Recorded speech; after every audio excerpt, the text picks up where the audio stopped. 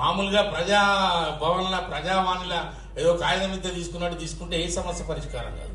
అసలు ఏంటిది నీ సమస్య అని చర్చిస్తే ఏ సమస్యను పరిష్కరిస్తుంది. ఒక 50 సార్లు పోవచ్చు, నేను 20,000 ఒక 30 సార్లు పోవచ్చు. కానీ ఇంత తీవ్రమైన అసంతృప్తి అయితే నేను లేదు, ఏ గవర్నమెంట్ మీద ఏ మినిస్టర్ మీద లేదు. కానీ మరి నాకైతే ఈ గవర్నమెంట్ లోపల ఇంత పెద్ద ఆర్గనైజేషన్ మేము నడిపిస్తున్నాం. మరి ఒక దిక్కు అఫిలియేటెడ్ ఐఎన్టీసీ అట్లా కూడా చెప్పినాం. మరి నువ్వు ఇట్లుంటే నీ ఐఎన్టీసీని కూడా నీ పెంచలేని కూడా మాట్లాడడం జరిగింది. మరి ఇంత ప్రస్తుత పరిస్థితిలో ఈ విధంగా ఉన్నటువంటి మరి ప్రభుత్వం లోపల మనం తప్పకుండా ఐక్యంగా లేకపోతే మాత్రం ఈ ఉద్యమాన్ని ముందుకు తీసుకెళ్ళాం. మరి తప్పకుండా ఈ వేజ్ రివిజన్ సాయిబాబా గారు కానీ నాకు కానీ లాస్ట్ వేజ్ రివిజన్ ఇది. అదేవిధంగా ఫ్యూచర్ అంతా కొత్తగా వచ్చే జనరేషన్ అంతా దీన్ని టేకప్ చేయాల్సిన అవసరం ఉంటుంది. ఎందుకంటే దీన్ని ఇప్పుడు జటిలమైన సమస్యలు మేము పరిష్కరిస్తే వచ్చే తరం కొంత ఈజీగా దీన్ని నడపడానికి అవకాశం ఉంటుంది. కాబట్టి బాధ్యతగా మేమైతే రిస్క్ తీసుకోవడానికి ప్రయత్నం చేస్తాం. మరి మీరు కూడా మా అందరికి సహకరిస్తే తప్పకుండా సంపూర్ణంగా ఈ సమస్యలన్నీ పరిష్కరిస్తాం. మన తర్వాత రత్నాకర్ రావు, మరి సదానందం, మా భూపాల్ రెడ్డి లాంటి వాళ్ళు మరి నాయకులంతా మళ్ళీ నెక్స్ట్ జనరేషన్లో మనం తయారు కావాలి. ఏదేమైనా ఒకటి మాత్రం వాస్తవం, ఎక్కువ సంఘాలు కూడా మనకు కొంత ప్రమాదకరంగా మారినాయి. ఎందుకంటే ఒక సంఘంలో పడక ఇంకో సంఘాన్ని పెట్టి ఇట్లా సంఘాలు ఎక్కువైనా కొద్ది ఏమవుతున్నాయంటే మేనేజ్మెంట్ మనల్ని చురుకున చూసే పరిస్థితి ఉంది. ఇప్పుడు చూడండి, ఇంత పెద్ద పవర్ సెక్టర్ లోపల టీచర్స్ కు ఫుల్ టైం ఉన్నది. టీచర్స్ ఏం పని చేస్తారండి? మనంత రిస్క్ ఉందా? మనలాంటి డిపార్ట్మెంట్ అది. మరి అక్కడ ఫుల్ టైం ఎంజాయ్ చేస్తున్నారు. మరి మేము ఇలా ఫుల్ టైం లేకుండా ఉన్నామంటే మేమందరూ ఆలోచించాలి. నా యొక్క సమస్య కాదు. రేపు ఫ్యూచర్లో ఆర్గనైజేషన్ చేయాలంటే వర్కర్ సెక్టర్కి వెళ్ళి వాడు ఫుల్ టైం తిరగకపోతే ఏ యూనియన్ కూడా నడపలేడు. నువ్వు రోజు నౌకరు చేయాలంటే వర్కర్స్ ఆర్గనైజేషన్ వీక్ అయితే టోటల్గా పవర్ సెక్టర్లో మొత్తం కూడా యూనియనిజమే వీక్ అయ్యే పరిస్థితి ఉంది. కాబట్టి దీన్ని కూడా మనం సీరియస్గా తీసుకోవాల్సిన అవసరం ఉంది. అవసరం ఉంటే జేఏసీలో పెట్టండి, ఇదేం పెద్ద నామూస్యం కాదు. ఎందుకంటే ట్రేడ్ యూనియన్కి ఉండాల్సినటువంటి హక్కులు తప్పకుండా యాజమాన్యం కల్పించాలి. ఆ హక్కులను కాల రాస్తే ట్రేడ్ యూనియన్లే కనుమరుగైతే రేపు వ్యవస్థ కనుమరుగే అవకాశం ఉంది. కాబట్టి తప్పకుండా ఆ ఇష్యూ కూడా జేఏసీలో పెట్టండి తప్పకుండా. మరి దీన్ని మనం కోల్పోతే కూడా చాలా ప్రాబ్లం అయ్యే అవకాశం ఉంది.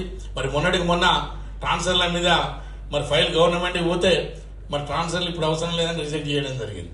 ఓదికు ట్రాన్స్ఫర్లు కావాలని మనం అంటే మరి ట్రాన్స్ఫర్స్ రిజెక్ట్ చేయడం ఇలాంటి చాలా సమస్యలు ఉన్నాయి. మరి ఈ సమస్యలన్నీ పరిష్కారం కావాలంటే తప్పకుండా మనందరం కూడా ఐక్యంగా ఉద్యమించకపోతే మరి ఈ ఫలితాలు అనేది రావు. మరి దయచేసి ఏ జేఏసీ ఏ పిలిపించినా కానీ తప్పకుండా మీరందరూ కూడా మరి ఐక్యంగా దానిలో పార్టిసిపేట్ అయితేనే రాబోయే సమస్యలు పరిష్కారం అయితే తప్ప లేకుంటే కావు. ఇది నాది, మన అందరి సమస్య అనుకోవాలి తప్ప మరి చాలా వరకు మేము నాయకులమే బ్యానర్లు పట్టుకునే పరిస్థితి, దౌర్భాగ్యమైన పరిస్థితి కొన్ని సందర్భాలలో కనపడుతుంది. అది నిజంగా ఎన్నో రిటైర్మెంట్ అవుతామా వెళ్ళిపోతే బెటర్ రా అనిపిస్తుంది కొన్ని సందర్భాలలో. ఎందుకంటే ఎవడు దిగడే ఒక్కొక్కడి దగ్గర 10 సార్లు పోవాలి. ఏంది ఇది? ఎవరి కోసం? ఇది నాయకుల కోసమే ఎడ్యుకేషన్ అంటే కరెక్ట్ కాదు. వాస్తవంగా అటు ప్రైవేటైజేషన్ మీద కానీ ఇటు ఈ జన్కో సమస్యల మీద కానీ ఎప్పుడైనా రమ్మంటే ఎవరు వచ్చే పరిస్థితులు లేదు.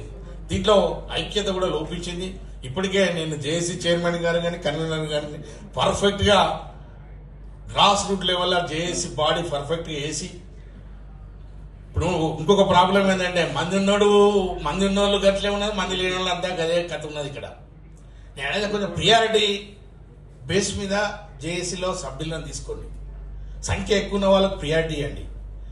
ఇద్దరు ఉన్న వాళ్ళకు కూడా అర్ధ గంట మాట్లాడతారంటే అది కరెక్ట్ కాదు. అది దయచేసి వాస్తవంగా సంఖ్యాపరంగా మీరు మెజారిటీ ఉన్న వాళ్ళని గౌరవించాలి. మెజారిటీ ఉన్న వాళ్ళకి 4 ఎక్కువ మాట్లాడియండి. అప్పుడు వాడు కూడా హ్యాపీగా ఫీల్ కావడానికి అవకాశం ఉంటుంది తప్ప ఇలా తారతమ్యాలను తీసుకొస్తే కరెక్ట్ కాదు. Compulsory subject condition compulsory majority అనేది తప్పకుండా తీసుకోవాల్సిన అవసరం ఉంది. ఇలా ప్రధాన సంఘాలైనటువంటి 1104, 327 ప్రాధాన్యత ఇవ్వాల్సినటువంటి అవసరం మీకు ఉంది. మా దాంట్లో ఒక్కొక్కరు సంఖ్యాపరంగా మేము పెద్ద కాబట్టి నెగోషియేషన్లో కానీ దాంట్లో ఏదన్నా కానీ కంపల్సరీ మాకు డిస్కమ్కి ఒక్కరికి అవకాశం ఇస్తే వాళ్ళు కూడా కొంచెం సాటిస్ఫాక్షన్గా పనిచేయడానికి అవకాశం ఉంటుంది. అది మీరంతా గమనించాలి. దాన్ని ఇప్పి చెప్పాలంటే కొంతమంది బాధపడే అవకాశం ఉంటుంది. కాబట్టి మరి దయచేసి ఏదేమైనా ఈ వేజ్ రివిజన్ చాలా పోరాటాలతో కూడుకుంటే తప్ప మామూలుగా హ్యాపీగా వేజ్ రివిజన్ అయితే రాదు.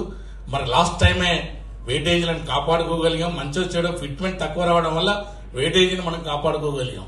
ఈసారి మరి వెయిటేజ్తో పాటు ఫిట్మెంట్ వస్తుందా రాదా అంటే మన పోరాటం మీద ఆధారపడి ఉంది. ఇప్పటివరకు కంటిన్యూగా రాదు అనుకుంటేనే వెయిటేజ్ తీసుకొస్తున్నాం.